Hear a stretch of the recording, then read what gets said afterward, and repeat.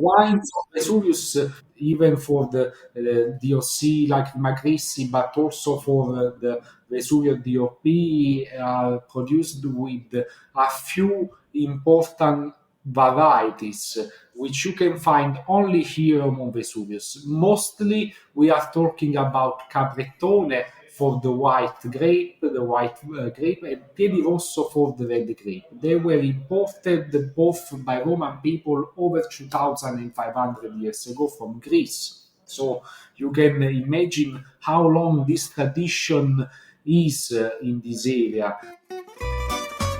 Fascinating people with stories to share, fabulous wines and the best local foods to accompany them, and beautiful places to discover and visit. All of this and more on Wine, Food and Travel with me, Marc Millon, on the Italian Wine Podcast. Join me for a new episode every Tuesday. Welcome to Wine, Food and Travel with me, Marc Millon, on Italian Wine Podcast. Today we travel to Campania to continue our special sub-series that focuses on this beautiful southern Italian region, its wines, gastronomy, and things to see and do. Today we travel to the province of Naples, to the slopes of Vesuvius, the still active volcano that towers and stands watch over Naples and the beautiful Bay of Naples, to meet my guest, Giovanni Russo, who is wine grower at his family Cantina del Vesuvio. Giovanni is also responsible for the promotion of the Consorzio Tutela Vini Vesuvio, the official organization that oversees all aspects of the production and marketing of wines from member wine producers who grow grapes and make wines on the volcano. Buongiorno, Giovanni. Thanks so much for being our guest today. How are you? I'm fine. Buongiorno. Thank you so much for inviting me. Not at all. I'm really interested to hear more about this unique environment where you live and work and make wine. First of all, before we go into more detail about Vesuvio itself, tell me about yourself. You're the owner of Cantina del Vesuvio and are continuing your family's own legacy of growing grapes and making wine, as well as extra virgin olive oil and vinegar. Is that right? Yes, that is right. Thank you so much again.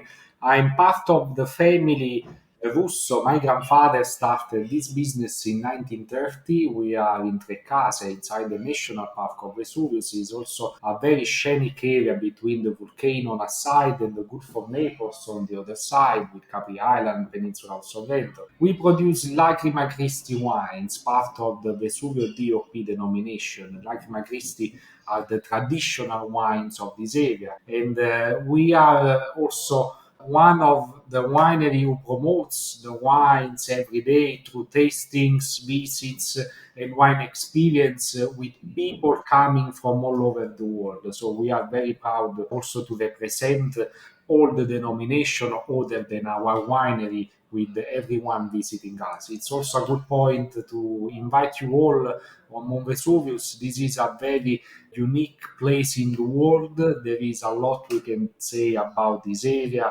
about the tradition, the history. It's definitely a place where you should spend some time during your life.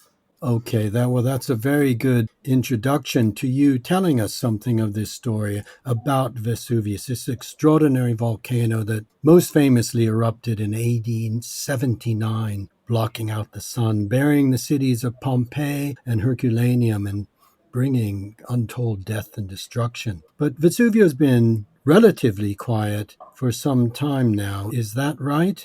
And although there's always a threat that it could erupt, the rich volcanic soil all around where you're living and working, Giovanni, is fabulous for growing grapes, and not only grapes, a profusion of other wonderful things to eat. Take us to Vesuvius, take us to the lands covered by the Consorzio, and describe this unique place for our listeners. Tell us what makes it so special for growing grapes. Yes, Vesuvius, as you said, is such a unique place. And of course, it's very well known because of the 79 eruption who destroyed the Pompeii, Herculaneum, and all the area. But since 79, Vesuvius has been very active volcano. So the products we grow on our lands are very unique, very powerful in terms of organically speaking as well. This is because they grow on a volcanic soil made of ashes, pumice, lava, and a lot of minerals coming from the past eruption on Vesuvius. Last eruption was in 1944, so it's sleeping since then. Luckily for us, Vesuvius give us a lot in terms of generosity. Is a very good place thanks to the fertility of its soil, where we can grow vines, but not only vines, but also Vesuvius is the only thing who can destroy all around here. So it's hard to explain how we live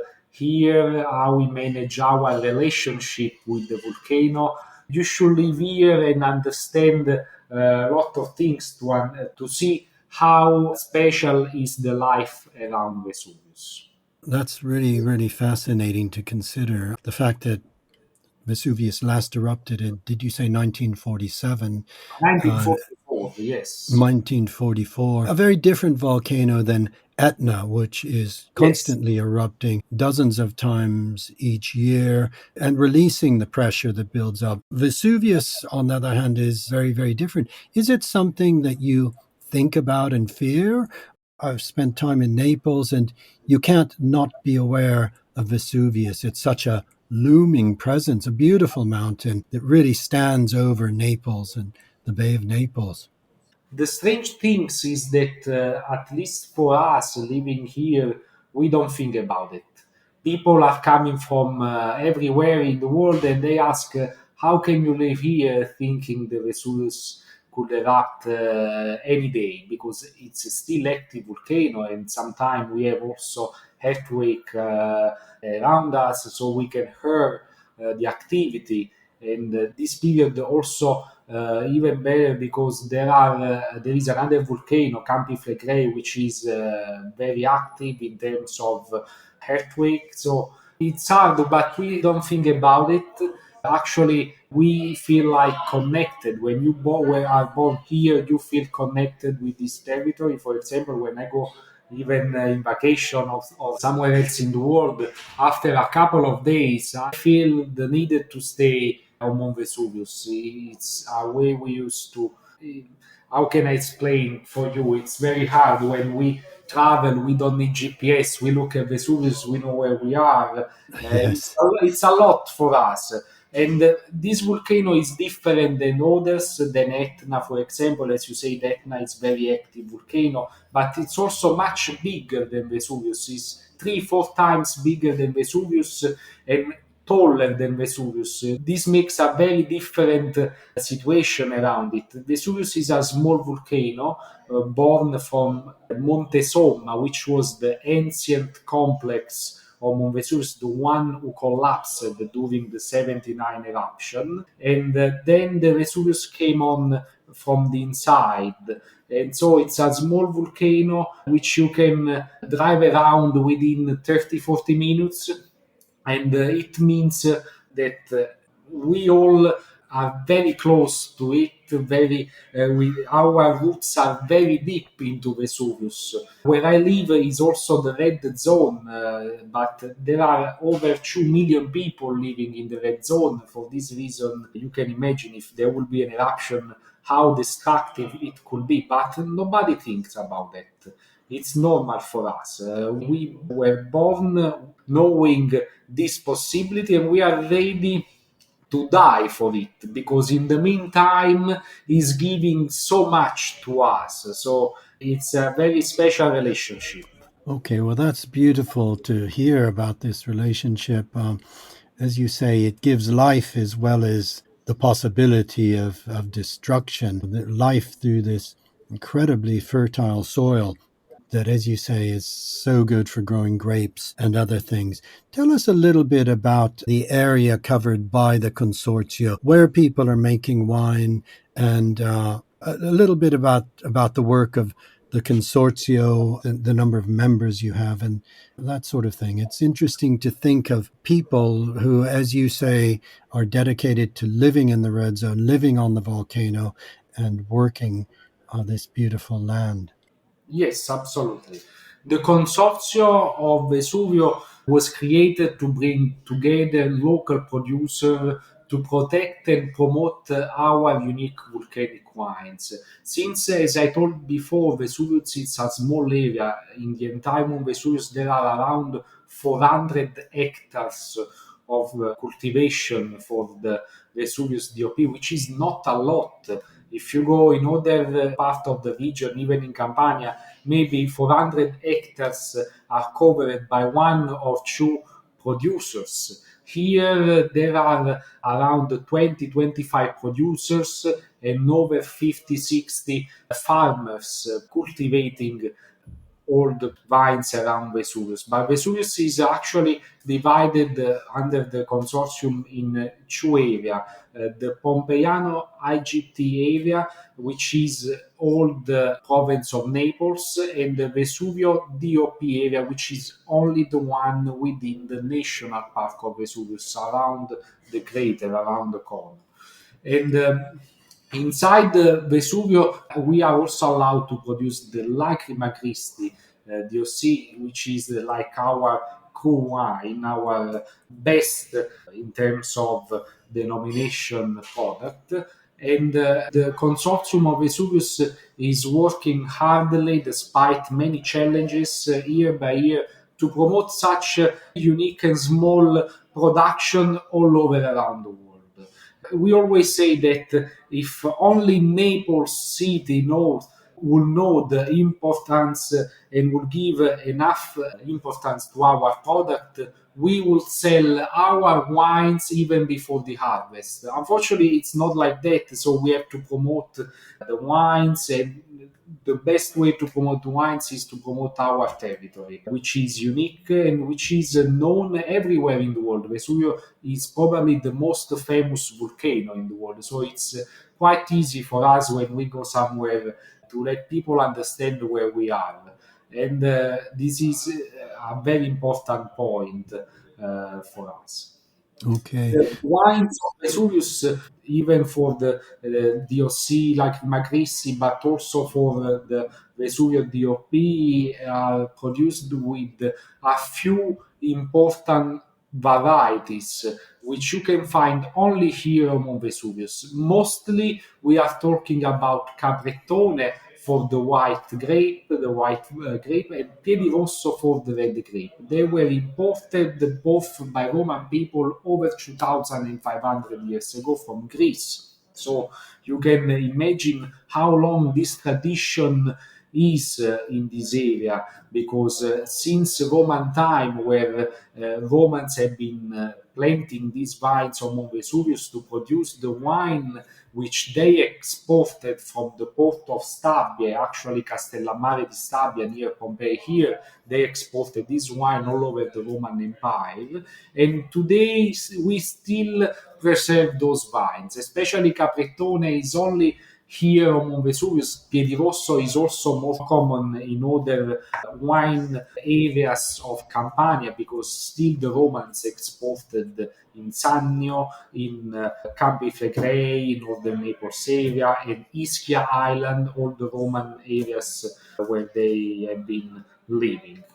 Okay, well, that's a really, really important overview. And this link with history, Pompeii, of course, was a city awash with wine. It was a city where wine was traded, where wine was drunk. And I know there's an archaeological site just outside of Pompeii at Bosco Reale, where a Roman farm has been excavated that really shows how wine was being produced 2,000 years ago. So a lengthy history of growing grapes on the volcano. Let's talk about one of the DOP that you mentioned, which is perhaps a wine that many people around the world maybe have encountered because it's been produced for quite some time before, I think, the Consorzio, and that would be the Lacryma Christi, which you're a producer of. Tell us about the name, first of all, and then tell us about the wine. Allora, Lacryma Christi means tears of Christ.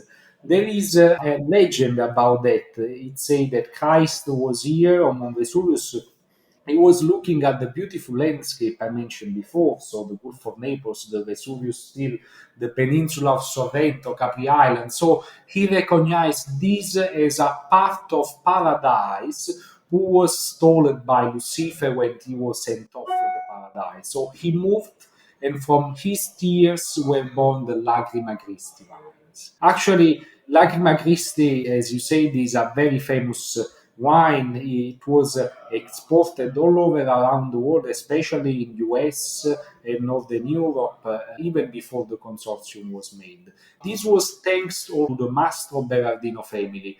During the 1920s, 1930s, they've been producing these wines and exporting, especially, as I told you before, in America, where a lot of Neapolitans and Italians were immigrating. So they were looking to drink something from their country, from their land. So they were buying this Lacryma Christi and promoting this Lacryma Christi. This is also the reason why it's very well known since at least 100 years from today.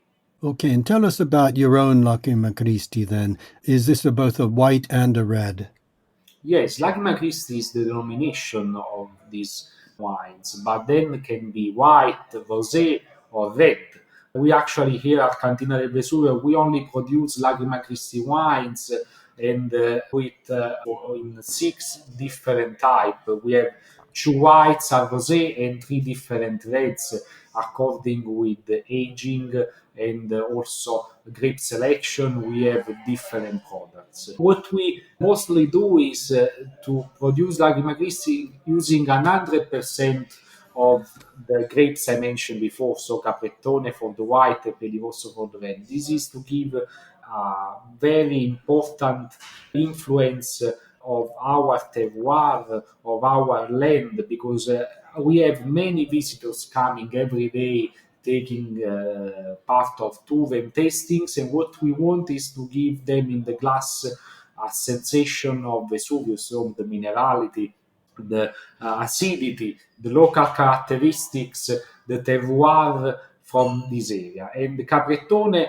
and Piedirosso are the ones who, under a certain point of view, can give the best expression on Vesuvius. Even if, due to the regulation of our DOC, we could use also other grapes like Aglianico for the red or Falanghina for the white, but we do 100% of Piedirosso and Capretone for this to reach this goal. And we are very happy with that. People are calling from everywhere to ship and ask for our wines. We also are organic, which is actually, I must say, not difficult to be here on Vesuvius because thanks to the climate we have and the temperatures, the weather conditions, it's not really hard to be organic. And this is always thanks to the Vesuvius and how it is made around this area. Okay, are there many organic producers on Vesuvius? Recently, yes, most of the producers are converting to the organic production, which is good. Also, for the future, we think that the sustainability goes together with the quality and identity, and producing organic is an important part of this goal of this tradition. Okay, and let's just talk about the other two denominazioni that you mentioned, the Vesuvius, Vesuvio DOC, and of course the Pompeiano EGP. Yes, in those products, there is little bit more flexibility. Also, I forgot to tell the Lacryma Christi is a DOC. We also have a ministerial label who certified this DOC. This is not the same for the Pompeiano, even if we are working on that as well. But Pompeiano and the Vesuvio DOC are made with grapes still cultivated on Mount Vesuvius or Naples area, going from Naples to Sorrento. There are like 50 kilometers of coastline where it's allowed to grow these grapes and get these denominations for the products. And for example, Piedi Rosso from Vesuvio, comparing that to Piedi Rosso from Campi Flegrei, are there great similarities or do the wines have a distinctive character? They have, of course, some similarities, but we always say that 50% of the taste, of the flavors, of the characteristics are influenced by the soil. Campi Flegrei is still a volcanic area, but is totally different in terms of soil, of compositions, even different in terms of exposition to the weather conditions, climate, and so on. Vesuvius is also very different, but the nice thing of Vesuvius is that since it's a cono, you can actually go around it and find different characteristics all around it, even if you still go Piedirosso, because on the southern side we have more exposition to the sun and the soil is much younger because it's coming from the recent eruptions of Vesuvius. If you go on the northern part, you are on Mount Somma, which is actually the prehistorical complex of the volcano. So the soil is much, much older. So it's totally different. And also you have exposition to the north, so more cold than the south. And this is the nice thing of Vesuvius. You can drink Piedirosso or Capretone from 4 or 5 different wineries. You will always find something different thanks to the shape of Vesuvius. Okay, that's fascinating that as you go around, and is there a train that actually circumnavigates Vesuvius? Yeah, there is a train circumvesuviana, which is also a very easy way to reach some wineries. Even us, we offer a free shuttle service to the local train station of Circumvesuviana, and it could be a good way to reach many wineries and have tastings. And maybe the same day you can have 3 or 4 different tasting of wines and see how complex and how different the wine area around here, despite it's a small wine region. Okay, that's fascinating. A small area, but with great particularity to changes in terroir going around the volcano. Let's turn now to, you've said that, Giovanni, this is such a fertile place for growing not just grapes, but other food products. Tell us about some of the food specialties from Vesuvio, as well as some typical dishes of from your area that really every visitor should sample the wines alongside particular foods, piatti tipici. Share with us a little bit about the gastronomy, the foods of Vesuvio. Yeah, yeah. Actually, we could talk about this for hours, I think, because Yes. there is a lot on Vesuvius. There is a lot from Naples, which is also influenced by Vesuvius. There is a lot also from the Sorrento Peninsula, which is still also influenced by Vesuvius, because Vesuvius is not only here on the mountain, on the volcano, but his influence in terms of past eruption is everywhere in Campania region. So these also influence the gastronomy of our province. I think this area is one of the best region in Italy for culinary option, and also the wines produced in this area are perfect to be paired with local dishes. Here, for example, at the winery here at Cantina del Vesuvio, we offer a light lunch where it's allowed to taste above all spaghetti pasta with the piennolo tomato sauce. So the piennolo tomato is probably one of the most special product we have here on Vesuvius. It's a very unique shape tomato. It's very hard to find. We have to book it at least a year in advance to get it for our tastings. Then, in terms of vegetables, we still have like eggplant. We do parmigiana. I guess you know what it is. Then We're famous for meatballs, for ragu alla napoletana, Naples-style ragu, and lasagna. There is a lot for sure. And the best way to know about it is to come here. So I still invite you once again to take the first flight possible and come in Naples, Vesuvius, and experience our land under the wine point of view, the food point of view, the landscape point of view, the archaeological sites point of view. There is a lot. Wonderful. I think that you're making many listeners to Italian Wine Podcast want to jump on the next plane to Naples. You're certainly making me want to. And this beautiful blend of landscape, wine, and food that pairs so perfectly. Now, if people jump on that plane and come to Naples, how well developed is wine tourism on Vesuvio? Both at Cantina del Vesuvio, you've said that you're very welcoming to our listeners, and I'm sure many will find their way to you. But what about in general with some of the other producers? Is this tiny, because it is a very small wine region, is this somewhere that is welcoming? Actually, this is a good question because in the past, when my father started doing tasting, all the other producers, everyone in the town were looking about him as a crazy person because 20, 30 years ago, the wine tourism was not a word, it was nothing.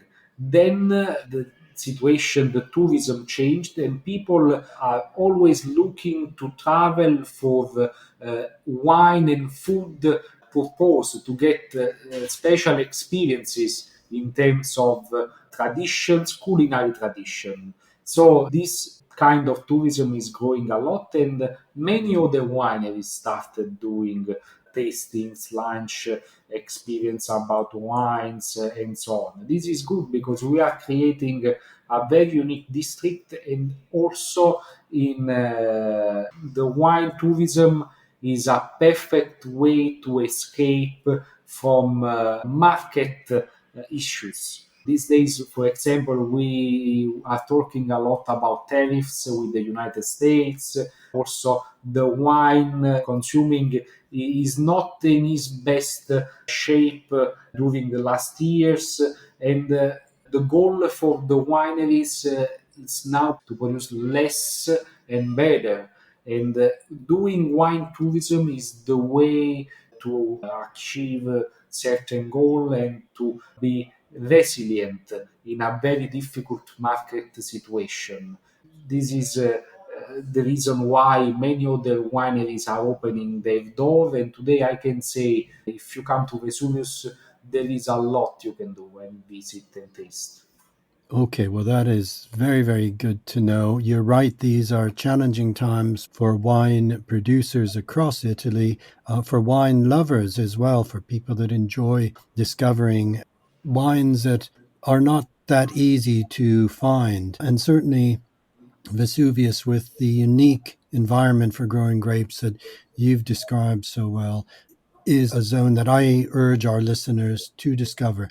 And as you say, it's very easy because so many people come to Naples and there is this train. And I love the idea of jumping on the train and visiting one or two wineries, perhaps stopping at Pompeii because I know there's a train station there, and continuing around the volcano to taste and discover a unique land. Giovanni, thank you. Thank you very much for describing Vesuvius to us, for sharing the story of Cantina del Vesuvio, but also the work of the Consorzio and what a unique and special place this is. Thank you very much again, and I wait you here. Thank you. I look forward to visiting you the next time I'm in Naples. Grazie mille e buona giornata. Ciao, grazie. We hope today's episode of Wine, Food and Travel with me, Marc Millon, on the Italian Wine Podcast has transported you to somewhere special. Please remember to like, share, and subscribe wherever you get your pods. Likewise, you can visit us at italianwinepodcast.com. Until next time, chin chin.